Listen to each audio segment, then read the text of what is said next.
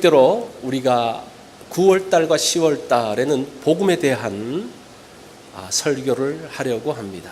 자, 복음이 무엇인가? 이 복음이라는 말은 많이 들었는데 복음이 무엇입니까? 라고 물으면요, 이 정의하기가 쉽지 않아요.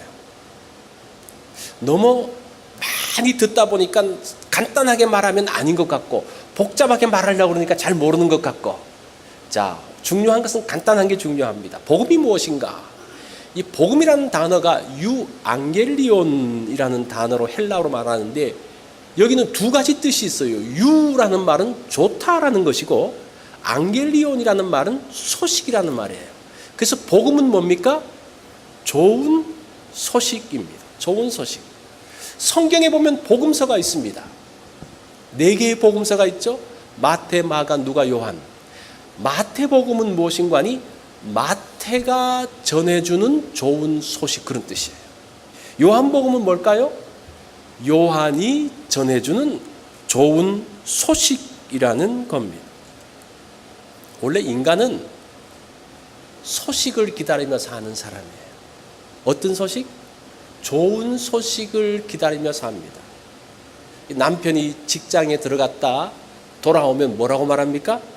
오늘 어떻게 지냈습니까? 이렇게 묻잖아요. 소식을 묻는 거예요. 그러면서 그 들은 이야기가 요즘 하는 일이 잘 되고 있어. 좋은 소식을 들으면 그 마음이 갑자기 어떻게 됩니까? 마음이 편안해져요. 그런데 요즘 골치 아파 그러면 갑자기 그 소식을 듣는 순간 어떻습니까? 갑자기 자기도 머리가 아프기 시작합니다. 이거예요. 아이들이 나갔다 오고 난 다음에 너 오늘 어디 갔다 왔어? 어땠어? 그게 뭐예요? 소식을 묻는 거예요. 멀리 있는 부모님들의 소식, 친척들의 소식, 형제들의 소식, 친구들의 소식. 우리는 소식을 기다리며 사는 사람입니다. 근데 가능하면 어떤 소식을 원해요? 좋은 소식을 원하고 있어요. 몸이 아픈 사람도 소식을 기다립니다. 좋은 약이 나왔대. 어떻습니까? 그 소식을 들으면 막 기대감이 되어져요. 근데 아직은 멀었어. 그러면 또 마음이 낙심이 됩니다. 이 사람이 이 소식 때문에 좋아지기도 하고 나빠지기도 하고 그렇게 사는 사람이 우리 인간들이에요. 그래서 예수님께서 우리에게 오셔서 말씀을 주시는데 뭐라고 말합니까? 좋은 소식을 준다라고 이야기합니다. 자, 이번에는 우리가 요한이 어떤 좋은 소식을 말씀하고 있을까? 요한복음을 중심으로 우리가 한번 살펴보도록 하겠습니다. 이번 가을에는 요한이 전하는 좋은 소식을 전하는 잔치, 이 잔치예요. 그런데 잔치가 벌어지면 누가 있어야 됩니까? 손님이 있어야 돼요. 여러분들이 손님을 모시고 와서 이 잔치에 참여하고 함께 음식을 먹고 함께 즐거워하는 시간이 되어지기를 바랍니다. 자, 예수님의 잔치는 언제나 풍성합니다. 그렇기 때문에 기대감이 있습니다. 자, 그러면 요한은 예수님을 어떻게 소개하는가? 요한이 전한 좋은 소식은 무엇인가? 1절에 보면 태초에 말씀이 계시니라 이 말씀이 하나님과 함께 계셨으니 이 말씀은 곧 하나님이시니라고 이야기를 합니다. 요한이 예수님을 말씀이라고 말합니다. 이 말씀은 로고스거든요. 로고스. 자, 여기서 예수님은 말씀, 이 말씀인데 예수님은 로고스인데 이 로고스가 무엇인지를 알 필요가 있습니다. 그 헬라 철학자가, 고대의 헬라 철학자 헤라클리투스가 이렇게 이야기를 합니다. 세상은 돌고 돈다. 이렇게 끊임없이 변하는 만물이 아무렇게나 되는 것이 아니라 어떤 것인가에 의해서 통제되기에 질서가 잡힌다. 이 만물을 지배하면서 질서를 잡는 것이 무엇인가? 그것이 로고스다라고 이야기해요. 자, 아시겠습니까? 그 다음에 이 스토익 학파들의 그 철학자가 뭐라고 말하는 거 아니? 무엇이 별들의 궤도를 지키는가? 무엇이 낮과 밤의 질서를 무너지지 않게 하는가? 무엇 때문에 때가 되면 내 계절이 돌아오는가? 이 모든 것을 지배하는, 컨트롤하고 있는 존재가 있는데 그 존재가 로고스다라고 이야기하는 거예요. 그래서 보세요. 그 당시 사람들이 이 로고스는 이 우주의 질서를 붙들고 있는 존재이고 또 그 모든 것들을 제대로 있게 하는, 그래서 이 우주가 문제가 생기지 않고 그 모든 것들을 붙들고 있는 그 존재가 있는데 그 존재가 로고스인데, 지금 요한은 태초에 누가 있었다고 말합니까? 로고스가 있었는데 그 로고스가 누구라고 말해요? 예수님이라고 이야기합니다. 지금 우리가 알고 있는 많은 철학자들이 이 사람 이것이 무엇이냐 로고스라고 이야기했는데 로고스가 무엇인지 잘 몰랐어요. 이것이 어떤 존재인지 몰랐어요. 그런데 요한은 그 로고스가 누구라고 이야기합니까? 예수 그리스도라고 이야기합니다.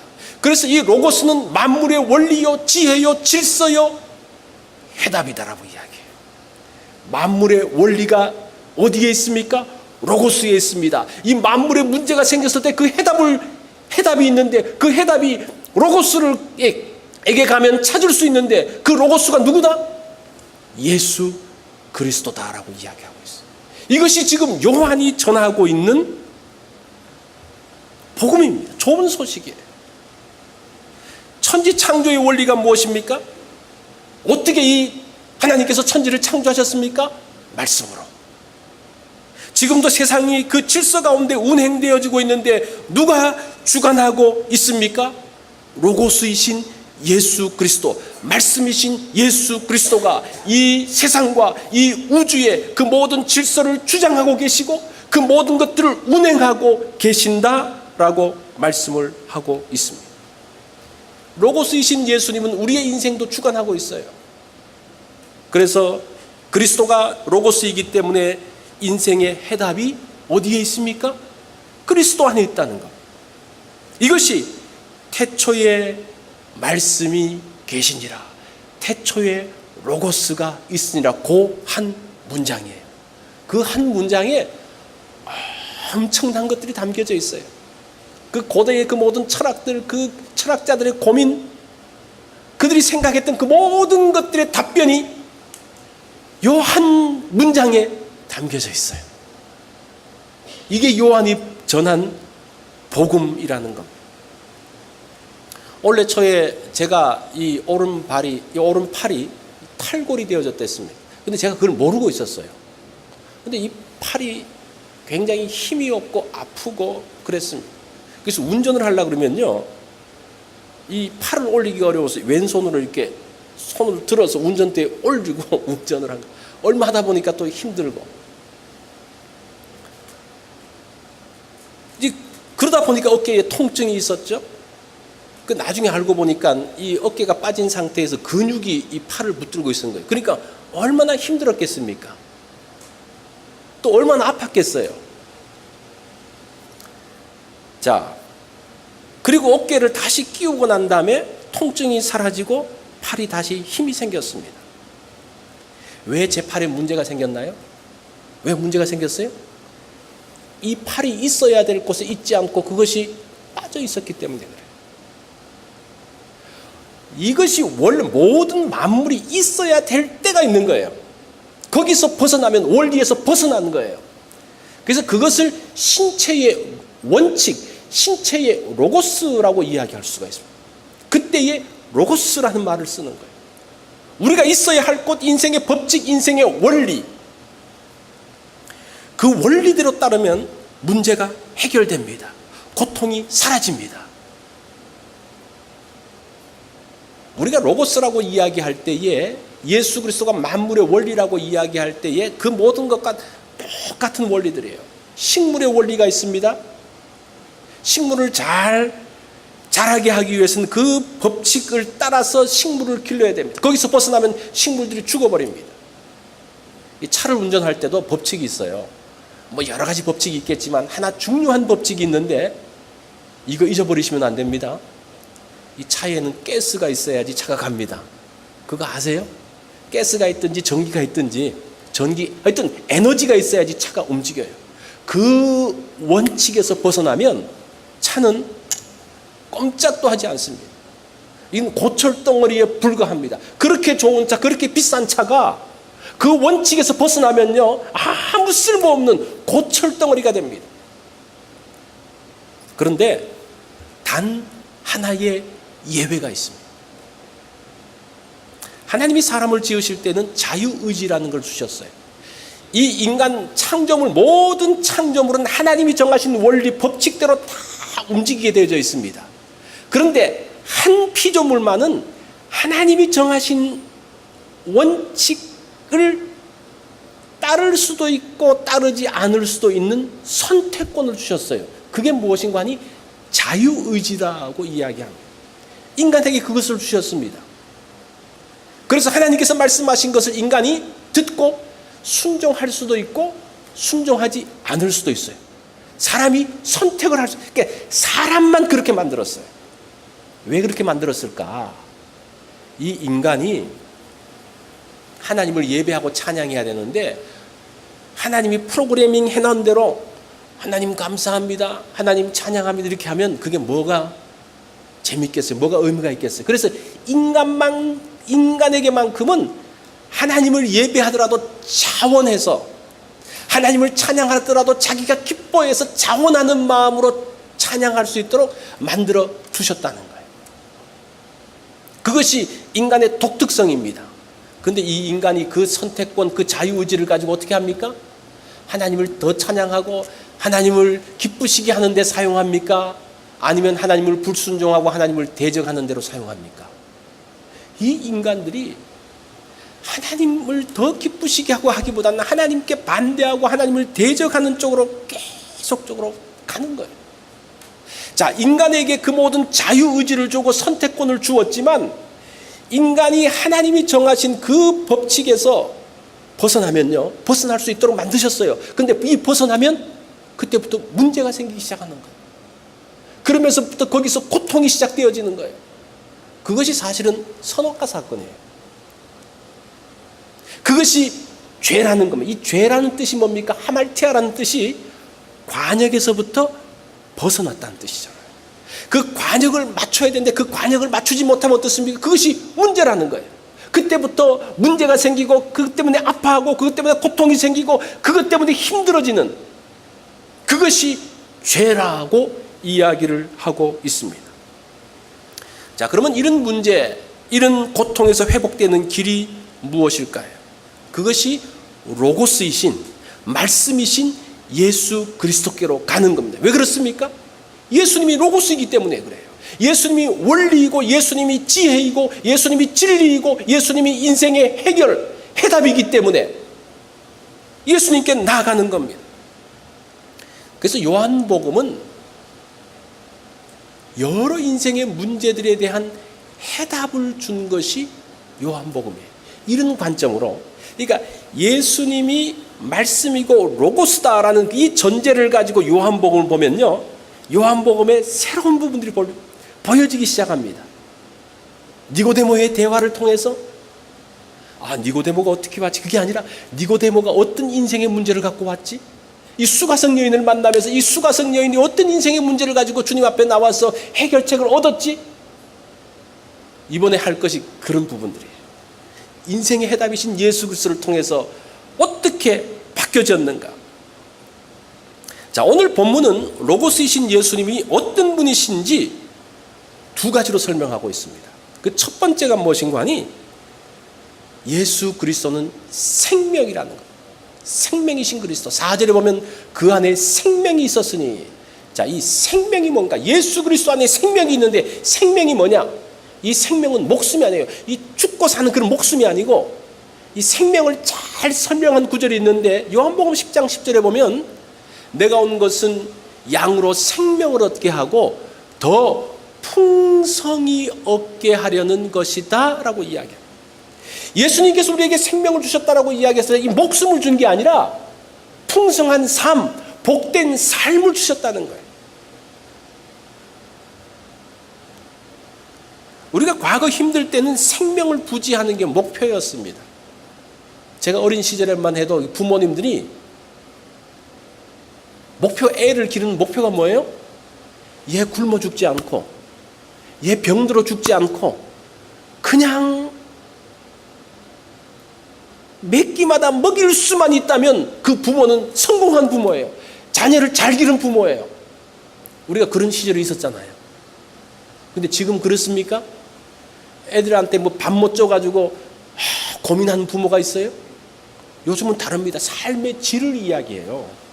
웰빙 이야기하는 웰빙. 삶의 질. 얼마나 사람답게 살 것인가. 그래서 때가 되면 선물도 주고 또 뭐 1년에 한두 번 뭐 여행도 가고 또 옷을 입을 때 그냥 입습니까? 옷을 이렇게 하고 구두까지 또 가방까지 탁 매칭해가지고 입고 그래야지 뭔가 삶의 질을 누리는 것처럼 생각합니다.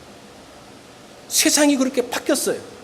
여기서 예수님이 생명을 주셨다라고 이야기할 이 생명이라는 것은 풍성한 삶 그런 뜻이에요. 필요한 것을 언제든지 가질 수 있고 하고 싶은 것을 언제든지 할 수 있는 것. 자, 그러면 인간답게 사는 건가? 우리가 그것도 한번 생각해 볼 필요가 있는데 내가 먹고 싶은 거 먹고 가고 싶은 데 가고 뭐 하고 싶을 때 하고 필요한 거 뭐 다 채울 수 있고 그러면 잘 사는 건가? 웰빙 하는 것인가? 이것이 풍성한 삶이 될까? 사람들은 그것이 풍성한 삶이라고 그러고 웰빙이라고 말하는데 그것이 풍성한 삶이라고 말하는 해답, 그 기준이 어디 있습니까? 누가 그것이 웰빙이라고 이야기해요?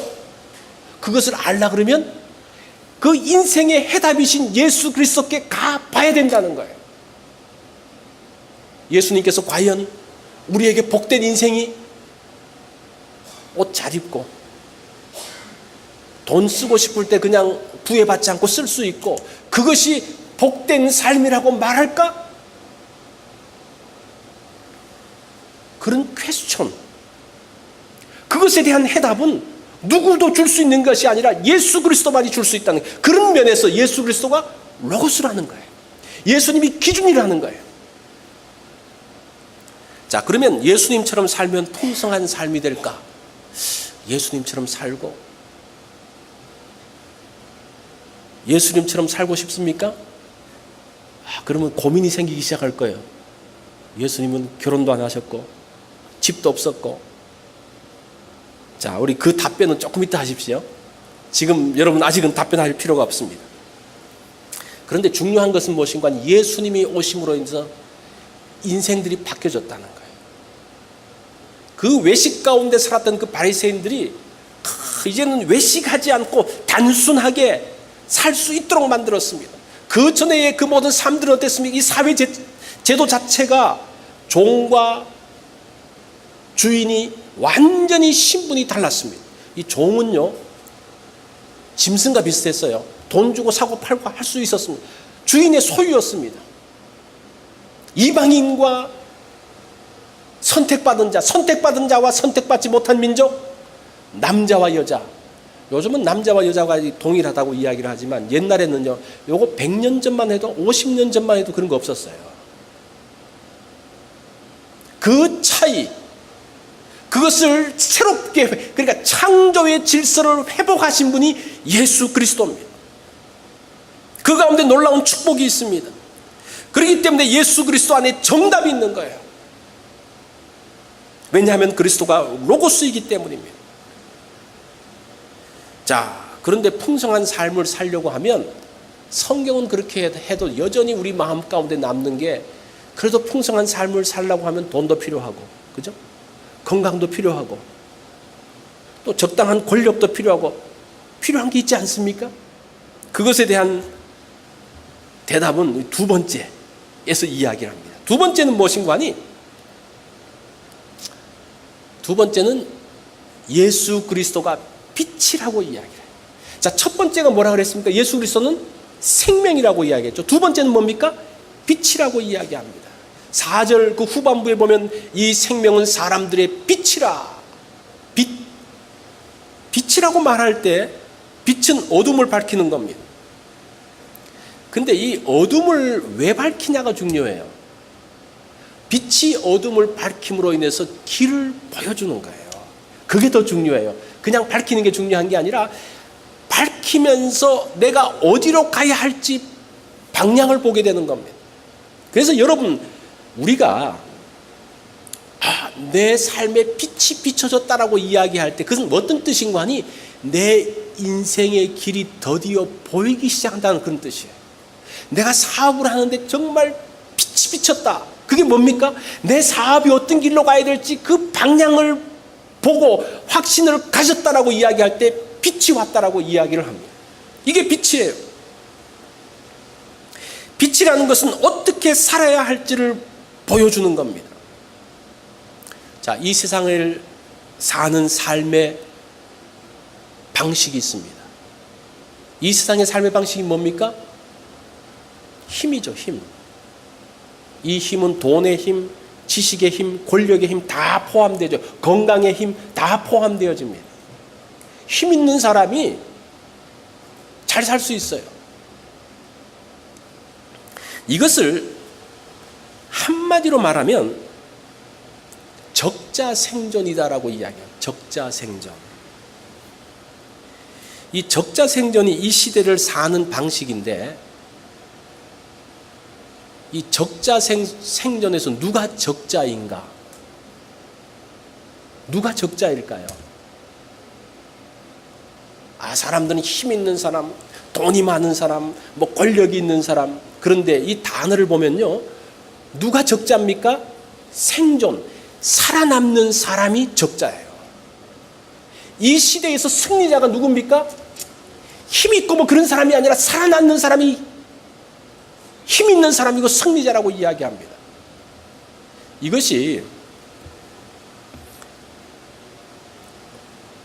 잘 보세요. 이 말이 참 이 무서운 말이라 그럴까요? 살아남는 사람이 승리자고 적자다. 그러니까 살아남기 위해서 정말 발버둥 치는 거예요. 내가 살아남기 위해서는 비굴해질 수도 있고, 내가 살아남기 위해서는 배신하고 뒤통수를 칠 수도 있고, 내가 살아남기 위해서는 수단과 방법을 가리지 않고 살아남으면 승리하기 때문에 하여튼 어떤 수단과 방법을 가리지 않고 사람들이 살아남으려고 이야기합니다. 오늘날 시대가 이런 시대가 되었다는 거예요. 이건 무서운 이야기지 않습니까? 여기에 무슨 정정당당한 삶의 뭐 어떤 경쟁이 있는 게 아니에요. 무조건 살아남는 거예요. 이것이 시대 정신인 거 아십니까? 이것을 뉴 다윈이즘이라고 이야기합니다. 우리가 그 1859년에 찰스 다윈이 종의 기원이라는 것을 발표하면서 진화론이 나왔는데, 그 당시는 생물학적인 진화 말고 이것이 지금 거의 한 100년을 지나가면서 이 진화론이라는 것은 철학이 되어졌고 사상이 되어졌고 교육의 원리가 되어졌습니다. 지금 이 시대를 이끌고 있는 것들이 진화론인데, 이것을 뉴 다윈, 그러니까 옛날 다윈 말고 새로운 원리로서 이야기를 합니다. 거기서 중요한 것이 적자생존이고, 적자생존은 살아남는 사람이 이기고 승리한다는 거예요. 힘 있는 사람이 살아남을까? 그렇지 않습니다. 우리가 알고 있는 노키아라는 회사를 알죠? 한때는 전 세계의 그 휴대폰 시장을 이 노키아가 다 갖고 있었습니다. 거대한 기업이었습니다. 힘 있는 기업이었습니다. 지금은 그 노키아가 어떻게 됐습니까? 있는지 없는지도 몰라요, 사람들이. 관심도 없습니다. 크고 힘이 있다고 살아남는 게 아니에요. 오늘날 이런 시대입니다. 긴장이 되십니까? 살아남는 자가 힘 있는 사람입니다. 살아남기 위해서 치열하게 싸웁니다. 그러다 보니까요, 그렇게 치열하게 싸우다 보니까 다 죽을 것 같거든요. 그 죽기 살기로 서로 싸우면요, 가장 무서운 사람은 힘 있는 사람이 아니고 죽기 살기로 싸우는 사람인데, 두 사람 다 죽기 살기로 싸우면 어떻습니까? 이 두 사람 다 죽어요. 그래서 이 기업들이 이 적자 생존 가운데 있는 경쟁자들이 이런 제안을 했습니다. 야, 우리 이렇게 살다가는 다 죽는다. 우리가 최소한 넘지 말아야 될 선을 그어놓자. 그것을 그 뉴 다윈이즘에서 윤리라고 이야기하기 시작합니다. 이 윤리는 우리가 굉장히 고상한 줄 알았는데 이 사람들이 말하는 윤리는요, 요거 넘어가면 다 죽으니까 최소한 요거만은 넘지 말자. 그게 윤리라고 이야기해요. 그래서 기업들이 우리는 도덕적인 기업입니다, 우리는 윤리를 잘 지킵니다라고 말할 때 그 윤리, 그 도덕은 무엇인 거 아니? 우리가 알고 있는 윤리 도덕이 아니고 그들이 만들어서 그어놓은 선이에요. 요거 넘어가면 그냥 다 죽으니까 요거 넘지 말자. 그러면서 도덕을 지켰다 그러고 윤리적인 기업이라고 이야기를 하고 있어요. 오늘날 시대가 그런 시대가 되어졌어요. 이 적자 생존 가운데서 살아남기 위해서 치열하게 경쟁하다 보니까요, 굉장히 과학이 발전합니다. 굉장히 기술들이 발전해요. 그러면서 사람들에게 많은 혜택을 줍니다. 이 적자 생존이 굉장히 사람들을 푸시하면서 굉장히 발전하게 하는데, 그 경쟁에서 살아남는 사람은 괜찮지만 그 경쟁에서 도태되어지는 사람은 병들어가고 죽어가는 거예요. 여러분, 이런 세상 살고 싶습니까? 우리가 지금 이 세상에서 매년마다 그 스마트폰이 매년마다 기능들이 바뀌어지면서 과학이 발전했고 도대체 이 세상이 어떤 세상이야, 이 모든 것들이 손 안에 다 있네라고 감탄하지만 그것이 있기까지 무수한 싸움들, 여러분들이 그 세상에서 살고 싶어요? 그 가운데서 도태되어져 가지고 힘이 있지만, 무엇인가 많은 것을 갖고 있지만 언제 누가 내가 와서 내 뒤통수를 칠지 몰라요. 돈은 갖고 있는데 힘은 있는데 불안해요. 이런 세상에 살고 싶습니까? 과연 무엇이 웰빙인가? 무엇이 사람답게 사는 것인가? 우리가 이 시대의 정신들을 보지 않으면요, 나도 모르게 그냥 휩쓸려 가다가 나도 모르게 어느 순간 훅 없어져 버리는 거예요.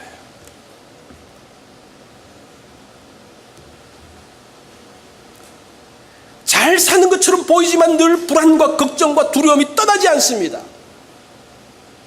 이것이 어두움의 모습이에요. 밝은 것 같은데 어둠이에요. 어둠은 죄와 가깝습니다. 이 어둠과 죄와 가까워요. 죄는 굉장히 은밀한 것입니다. 숨기고 싶은 것입니다. 우리가 세상에서 정직하게 바르게 살면 살 수 없다고 생각합니다. 투명하게 속마음을 다 보여주면 큰일 납니다. 사람들에게 속마음을 다 보여주면요, 그 사람을 이해해주고 그 사람을 배려해주는 게 아니라 그 약점을 잡아서 흔들어요. 그죠?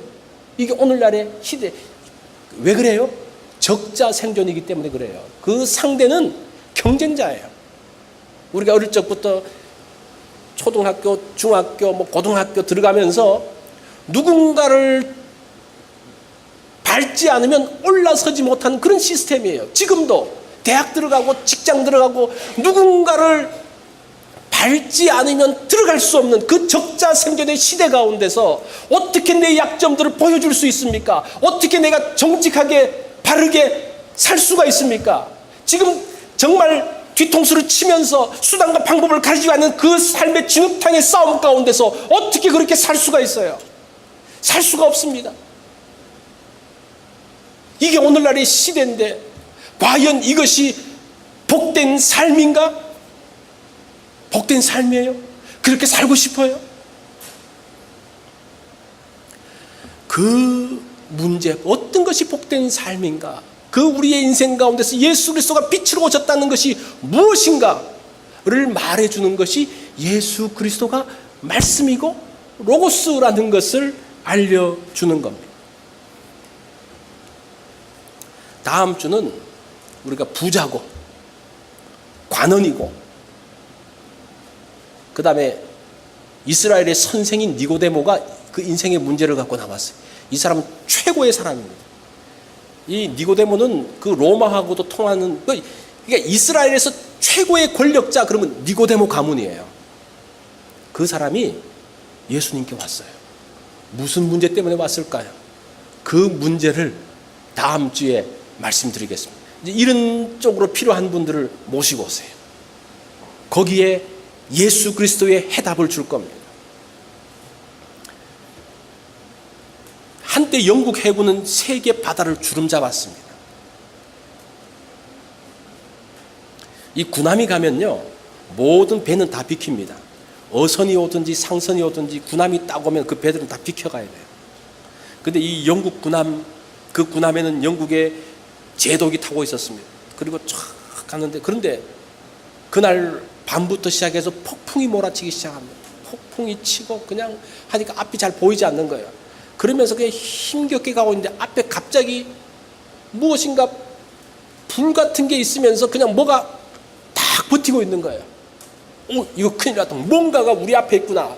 그러면서 이 제독이 무전기를 갖고 이야기합니다. 앞에 있는 자 누구냐? 나는 영국의 대제독이다. 길을 비켜라. 그러니까 그 맞은편에서 이 무전으로 또 연락이 옵니다. 예, 저는 해군 수병입니다. 야, 해군 수병, 내가 제독이야. 비켜. 군함이 가고 있어. 그러니까 이 수병이 하는 말이, 예, 저는 등대를 지키고 있는 수병입니다. 이렇게 이야기를 했어요. 누가 비켜야 됩니까? 누가 비켜야 돼요? 군함이 비켜야 돼요. 오늘날 사람들이 자신의 파워와 권력만 믿고 비키라 그래요. 비키라. 모든 사람들이 비켜왔어요. 근데 이 비키라 그러면서 가면서 나중에 누구까지 비키라 그래요? 예수님까지 비키라 그래요. 예수님까지 내 인생에서 걸림돌이 된다고 이야기합니다. 여러분은 혹시 그렇지 않습니까? 내가 어떤 것들을 살 때에 내가 지금 가야 되는데 예수님이 가로막고 있는 것처럼 보여요. 예수님을 향해서 뭐라고 이야기합니까? 예수님 비키세요. 누가 비켜야 됩니까? 그 등대가 비키면요, 그 배는 파손됩니다. 이 등대의 디렉션을 갖지 않고 가는 배는요, 그 배는 끝장납니다. 우리 인생도 마찬가지예요. 우리가 과연 어디에 디렉션을 맞춰서 가야 될 것인가? 그런 면에서 요한은 예수 그리스도가 누구다? 로고스다. 예수 그리스도가 말씀이고 예수 그리스도가 인생의 해답이다라고 말씀을 하고 있습니다. 이것이 오늘 요한복음 1장 1절에 나오는 내용이에요. 태초에 누가 있었다? 말씀이 있었다. 태초에 로고스가 있었다. 태초에 만물의 원리고 지혜고 진리이신 예수 그리스도가 계셨다라고 이야기합니다. 우리가 이번 과정 동안 이 주님을 만나기를 원합니다. 그 주님을 우리가 다양한 삶의 현장에서 만날 것입니다. 자, 오늘 우리가 이 말씀을 들으면서 여러분의 인생의 목표, 여러분의 인생의 초점은 어디에 있습니까? 한번 그것을 생각해 보는 시간이 되기를 바랍니다. 우리 다 같이 기도하겠습니다.